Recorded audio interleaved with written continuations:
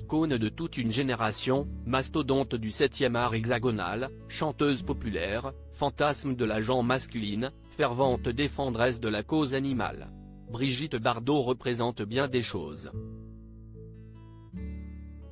Pourtant, malgré ses nombreuses étiquettes, bébé a eu du mal à se coller celle de mère.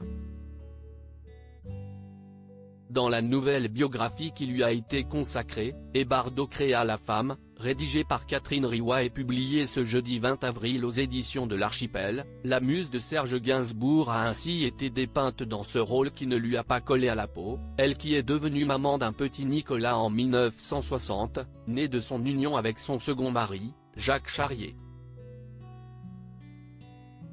Elle ne sait pas comment s'y prendre avec son bébé.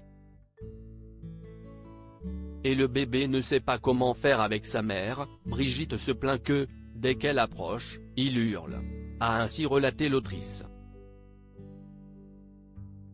Plus tard, Brigitte Bardot a tenté d'analyser cette connexion délicate avec son enfant, pointant du doigt son statut de star internationale. Quand Nicolas est né, en 1960, l'hystérie autour de moi, s'était-elle ainsi remémorée dans un entretien accordé au magazine Point de Vue en 2020 et dont Vanity Fair a rapporté quelques extraits. Et de détailler, c'était de la folie.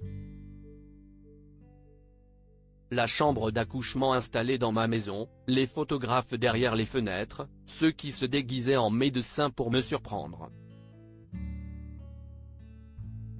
Il n'y avait aucune intimité. C'était terrible. J'ai associé la naissance de mon fils à ce traumatisme. Et c'est Nicolas qui en a porté les conséquences. Supérieur à Brigitte Bardot, Roger Vadim, Sami Frey, Serge Gainsbourg.